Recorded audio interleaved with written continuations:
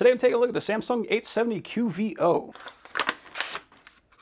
So there's the hard drive. You can see it is a nice dark color, and you can see it is a standard SATA port on the side. Nothing too crazy about it. We do have threaded holes on the sides if you need to screw that into something, as well as on the bottom. Now, one of the cool things about this is it actually says it reads up to 560 megabytes per second, writes at 530, which is very good for a solid state drive. But the biggest thing about it is that it is an 8 terabyte SSD, which is the largest one that Samsung makes that I'm aware of. Now, the reason I got this one is because I have a very big mechanical drive, but it vibrates and it makes a lot of noise, and I am completely over it. So that is why I'm going to be replacing it with this hard drive. Okay, so let's do a quick speed test.